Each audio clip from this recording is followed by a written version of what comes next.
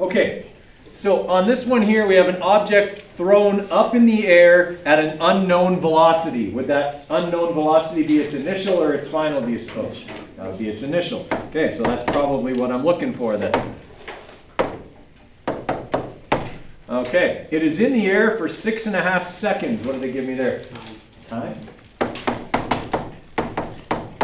Okay, and its final velocity is 2.4 meters per second down. All right, so here's what I'm going to do. Same thing we did with the last question yesterday. I am going to assign positive to up and negative to down. All right, I've got something that is going to change direction here during the course of the question. Okay, so negative 2.4 meters per second squared. Okay, everybody with me there so far? All right, what's the other thing I didn't write in my givens that the question gave me? The acceleration. Okay, anytime you're dealing with a falling object, okay, the acceleration is 9.81 meters per second squared down. Okay, that is always the acceleration due to gravity on Earth.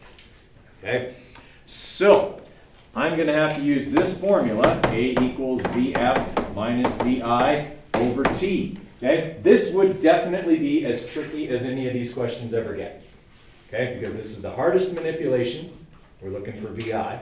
And we have a change in direction, which means we had to apply positives and negatives. All right, so I'm looking for VI. I'm going to multiply both sides by T. Then I'm going to add VI to both sides. And then I'm going to subtract T times A over to this side. Okay, so what I'm left with is VI equals the final velocity minus the change in velocity, T times A. Okay, and when I plug in my numbers, that is going to be negative 2.4 meters per second, because they told me the final velocity was down. Okay, minus 6.5 times negative 9.81. My acceleration is also down. Right? So I'm going to be subtracting a negative number here. Is that going to make it get bigger? No. So then my answer should come out positive, right? Yeah. Okay, is that good? Yeah. It is, because the question told me it was thrown upwards. I just had to figure out how fast. Okay, so if this is going to come out to a positive number, it's a good sign that I probably did it right.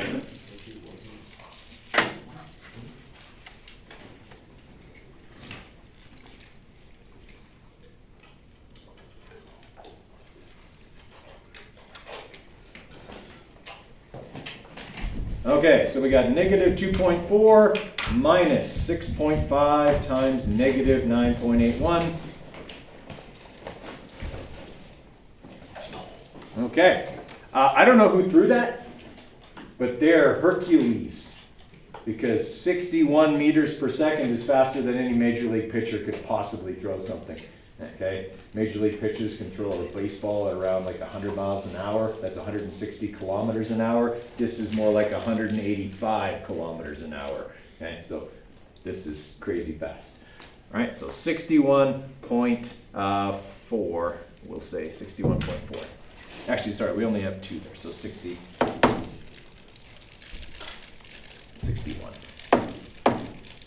meters per second. Do I make that positive or up? Up, right? So I need to make sure that my vector reflects what I was given in the question, and I was given up and down.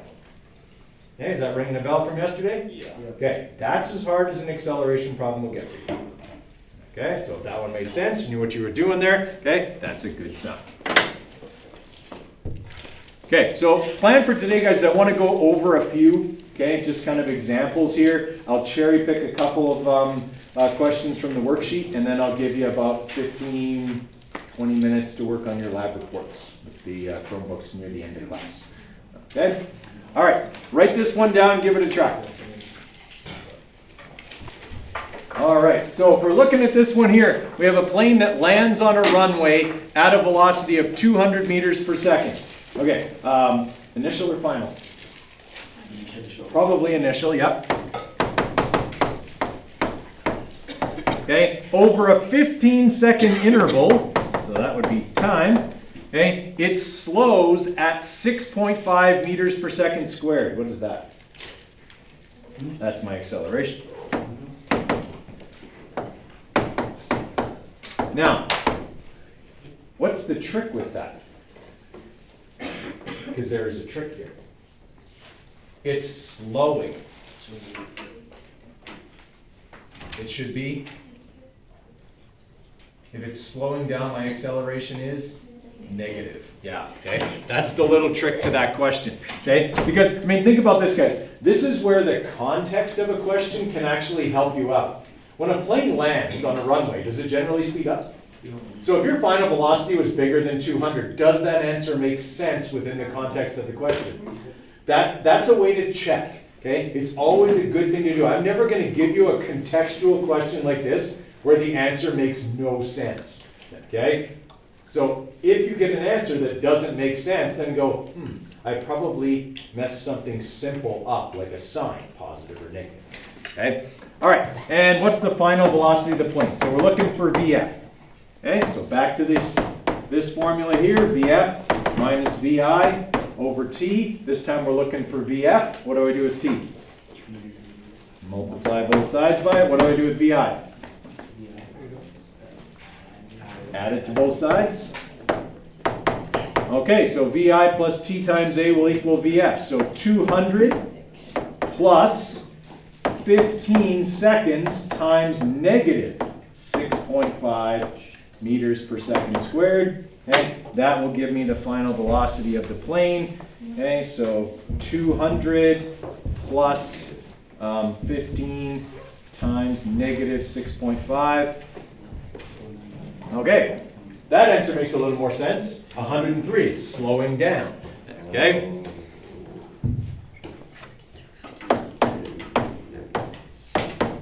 Okay, do I need to put a vector on that?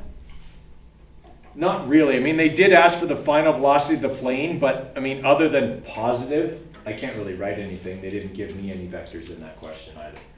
Can you also put down like actual answer you have to round it up, or do you put it down like? Well, we're not going to talk about significant digits in this class, but like next year in all of the sciences, you will have to use what's called significant digits, which basically means my final answer can't be more accurate than my least accurate number that I used to arrive at it. So technically, I would have to make this 1.0 times 10 to the 2 meters per second so that it's not more accurate than the numbers I used to get it. But for you guys, you could have written that. Yeah, you could have put the decimals on there. For me, I'm more worried about whether you got it right. Okay, so that would make sense? Yeah. So again, use the context of the question to kind of check your answer. Okay, it's always going to be an answer that makes sense within the context of the question. The question said slows down. If you got 304 or 303 meters per second, then it didn't slow down. Okay, and that doesn't fit with what the question said. All right. This one is mathematically one of the easier ones, but it doesn't seem like it gives you very much information. Okay, so this is another context kind of question where I have to get some things from the story without actually being given the numbers. All right, so I'll give you a few minutes to write that one down and try it, and then we'll talk about what we're given indirectly.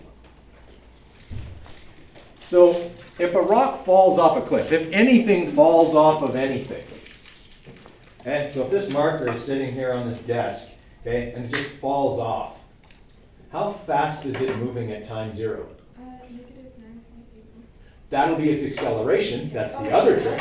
I was trying to tell you the acceleration. Yeah, well, that's totally right. That's the second trick in the question, is that the acceleration is going to be 9.81 because it's falling.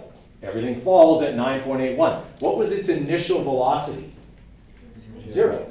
Okay? If something falls or is dropped, its initial velocity is 0.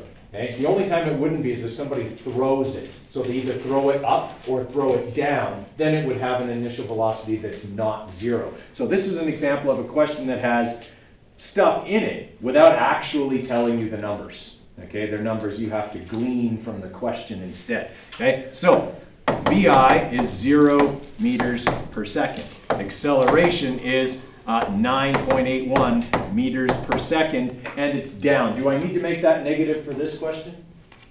it doesn't change direction, it's only falling down, so I don't need to worry about that. If it had been thrown upwards, then I would have to worry about it, okay? And it reaches a speed of 42 meters per second. Oh, and it gives me speed, not velocity anyway. Okay, 42 meters per second. How long did it fall for? Okay, is it pretty easy to manipulate for t? Yeah, okay, so that's why I said, like, this one's not mathematically challenging, it's contextually challenging. Okay, so we're gonna multiply both sides by t. And then we're gonna divide both sides by a. Okay, and so t will equal 42 minus 0 divided by 9.81. Okay, so 42 minus 0, not that we would have to do that, we could have just written 42, okay, divided by 9.81. All right, so it's going to fall for 4.3 seconds.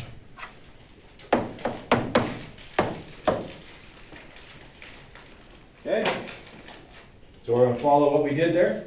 Okay, so anytime you see the word falls, or if something is moving vertically, okay, something like that, then gravity's acceleration applies. That number is on the back of your formula sheet. Okay, so you will always have access to that number. You don't have to memorize it, but we use it so often that you probably will. Okay, and then obviously if something is dropped or just falls, it isn't otherwise propelled, its initial velocity would be 0. Okay, little contextual things that we just have to be on the lookout for. Okay, any other questions on number 2?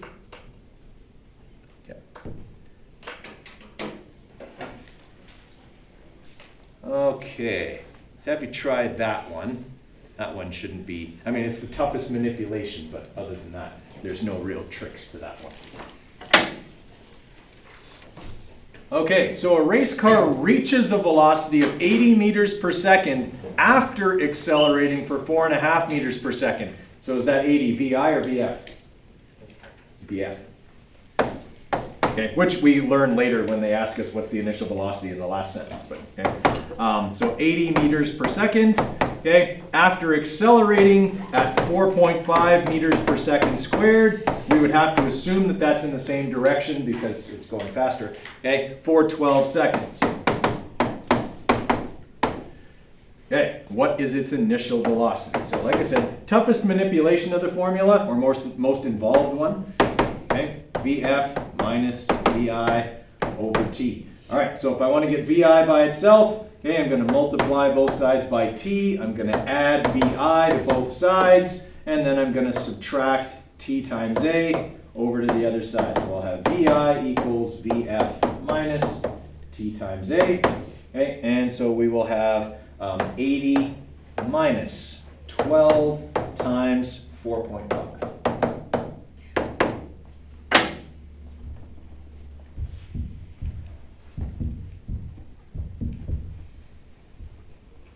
Okay, so the car, when it started accelerating, was moving at 26 meters per second. Okay. Okay, this question didn't give us any directions, so we can't really give any directions in the answer. It should technically say speed. It should say it reaches a speed of 80 meters per second. What's its initial speed? Because it doesn't tell us anything else. Okay, all right, how are you feeling about those? Good. Okay, getting the hang of it. Seems like you guys have the algebra down pretty good there too. So, okay. What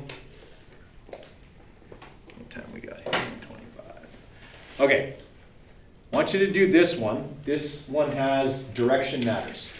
Okay, because you got up the hill and down the hill in this question. Okay, so remember to start out by assigning positive or negative, okay, to up and down the hill. So, on this one, we're just looking for acceleration, which makes it mathematically easy, okay, because we don't even have to manipulate the formula. It's already set up to calculate acceleration, okay? But we do have to say which direction is which. I'm going to say up the hill is positive, down the hill is negative, okay? So, we have that the car is moving up the hill at 6.5 meters per second. Okay, it rolls for 8.52 seconds. Okay, Okay, and its final velocity is 3.78 meters per second down the hill. So negative 3.78 meters per second. I'm looking for acceleration. Okay, so all I have to do is go A equals negative 3.78 VF minus positive 6.5 and divide that by 8.52 seconds.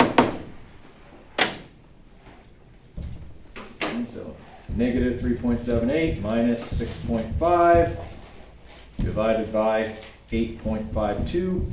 Okay, it gives me negative 1.2 seconds.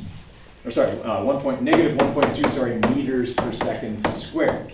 That's the acceleration. Okay? Everybody all right with that one? Yeah. Okay. So, what have I got here next? Okay, we did the race car one.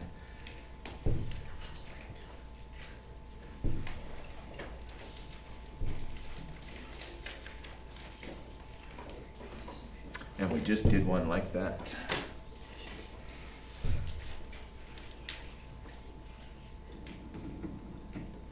No.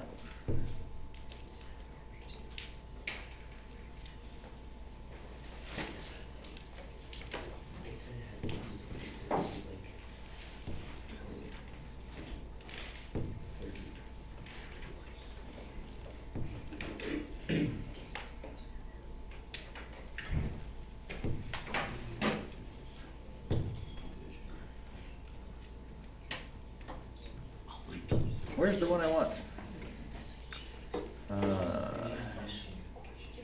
Okay, sorry, it's this one here. All right, I'd like you guys to try this one. When we're done this one, then we'll give you some time with the Chromebooks to work on your lab report.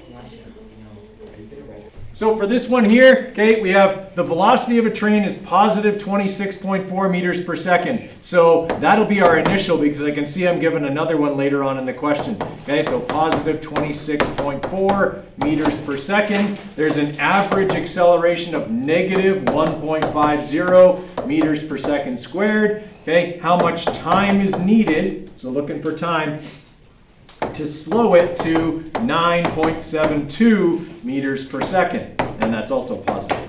Okay, so we got A equals VF minus VI over T. We're just trying to isolate T, so we'll multiply both sides by it and then divide both sides by A. Okay, so T will be 9.72 minus 26.4. That way I get a negative on the top, divided by a negative acceleration on the bottom, okay, should give me 11.1 seconds. Okay? If you punch this into your calculator without brackets, this is another one where your calculator will make a mistake on, well, actually it won't make a mistake, it's not putting it in brackets. Okay, so 9.72 minus 26.4, and the brackets then divide by negative 1.5, and you get positive 11.1 meters per second. Okay, actually it's not positive because it's time, and time is scalar, so I wouldn't put a positive on there. It can only ever be what it is. All right? Okay, you can grab a Chromebook and you got some time to work on your acceleration labs.